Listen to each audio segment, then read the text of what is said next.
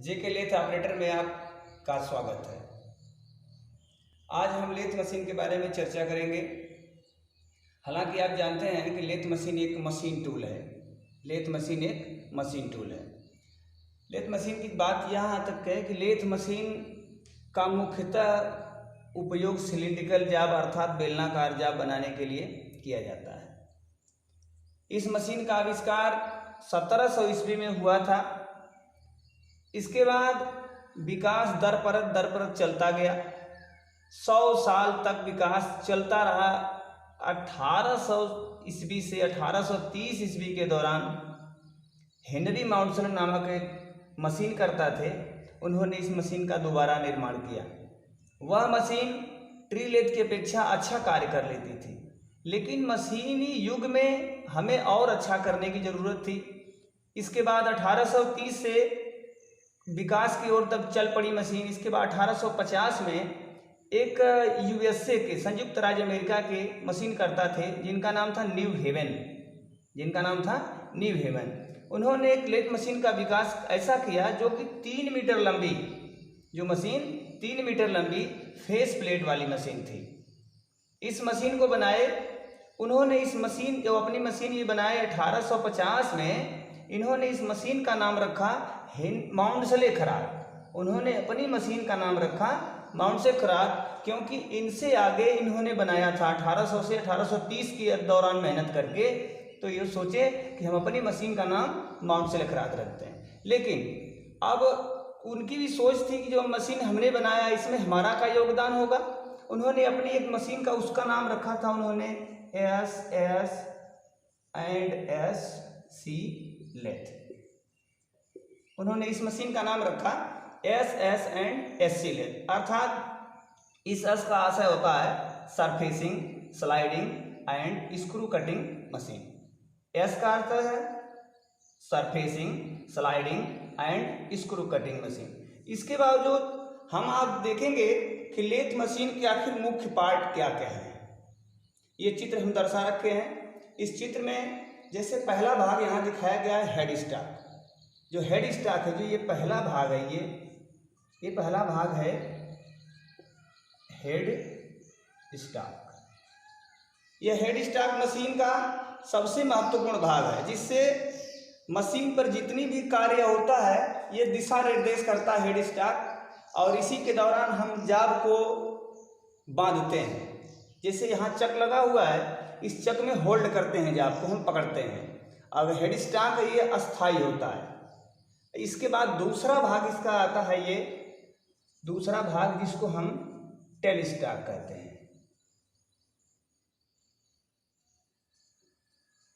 Tell stock कहते हैं।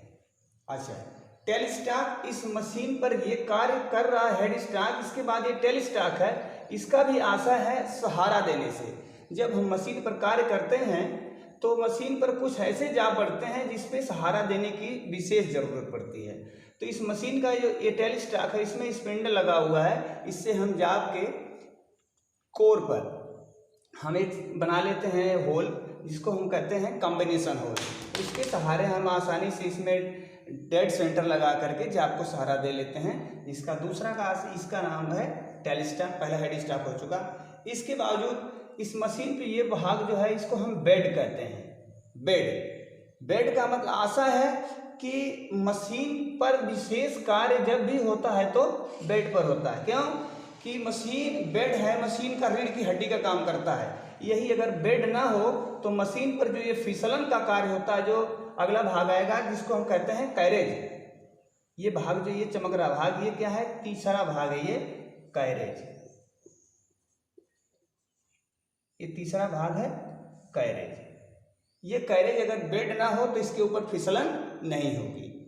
अच्छा, कैरेज का शाब्दिक अर्थ है कैरेज। कैरी माने होता है ढोना या ले जाना। कैरी का शब्द है ढोना। अब ये नहीं है कि हम इधर से ढो के इधर ले जा रहे हैं या इधर से ढो के इधर ले जा रहे हैं। मशीन में यह कार्य होता है कि जब हम ऑपरेशन करते हैं कोई, तो कार्य यहाँ से ऑपरेशन करते हुए ये टूल यहाँ लगा होता है जब, तो यहाँ से करते हुए ऑपरेशन इधर भी आ सकता है। अगर हम इधर से ऑपरेशन करके इधर भी जाते हैं, उस शब्द का ही नाम कैरी है। कैरी शब्द से ही इसका विकास हुआ कैरेज। ये भाग जो हमारा है तीसरा चौथा भाग है ये कैरेज है। इसके बाद पांचवा भाग आता है रैक।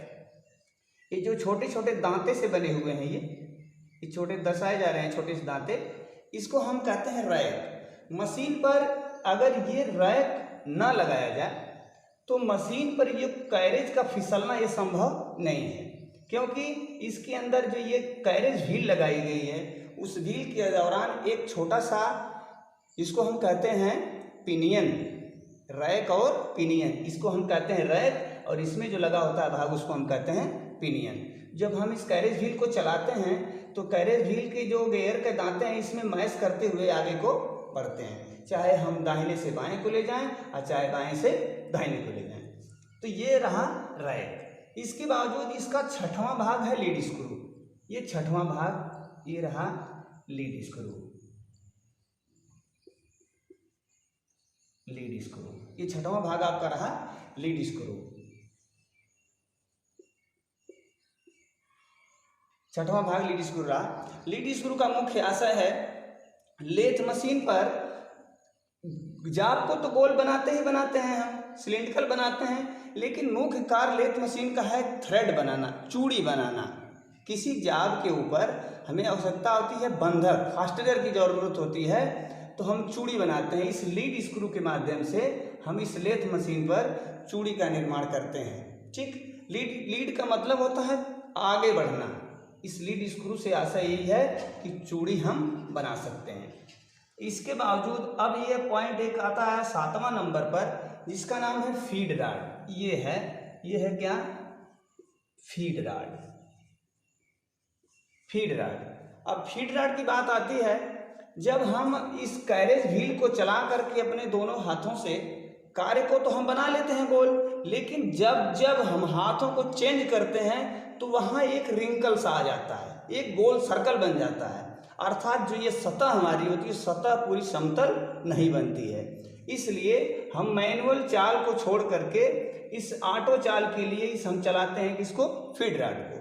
फीड रॉड को हम चला करके मशीन को लॉक कर देते हैं। लॉक करने के बाद कैरेज यहाँ से चलता हुआ आसानी से यहाँ था, अर्थात कार्य के इस छोर से जहाँ तक हम चला सकते हैं वहाँ तक आराम से कार्य को ले आता है, और जाब के इस सतह पर कोई रिंकल नहीं बनता, कोई सतह ऊंची या नीची नहीं बनती, हमारी सरफेस एकदम बराबर बन जाती है। तो इसका काम होता है फीड रॉड। इस फीड रॉड से कार्य करते हैं। ये लेथ मशीन का 7वां भाग है।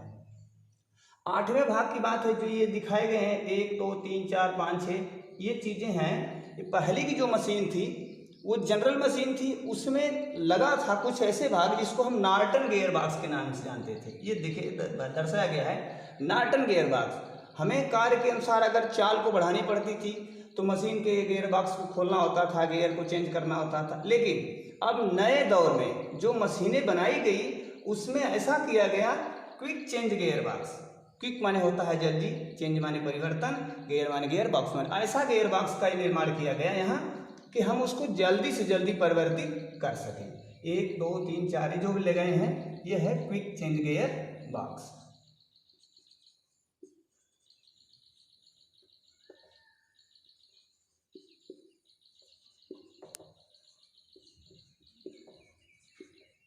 Quick change gear box. अच्छा, इसके बाद ये अगला आता है भाग ट्रे। जो ये भाग दर्शाया गया है ये भाग है आपका ट्रे।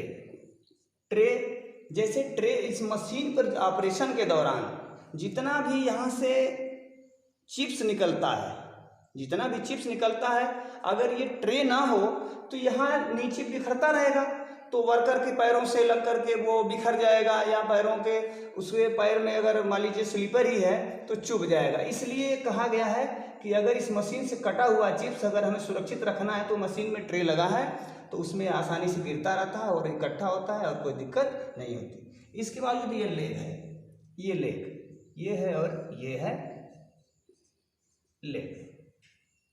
ये लेग मशीन की पूरी एसेसरीज को, मशीन के इस लेग के ऊपर जितनी मशीन की एसेसरीज लगी हुई है इस पूरी एसेसरीज के भार को ये सहन करता है। और क्या करता है कि ये वर्कर की हाइट को मेंटेन करता है। कोई वर्कर अगर छोटा कद का है तो इसके बेड जो लगाए गए, ये जो लेग हैं वो थोड़ा सा छोटा हो जाता है, कुछ मशीनों के लिए वर्कर की हाइट अगर ऊंचाई अच्छी है तो उसके लिए लेग की लंबाई को बढ़ा लिया जाता है, ताकि वर्कर की हाइट को मेंटेन करने के लिए इस लेग का प्रयोग किया जाता है। और ये लेग मशीन की पूरी एक्सेसरीज को अपने ऊपर समाहित करके चलता है। Thank you. वीडियो देखने के लिए थैंक्स।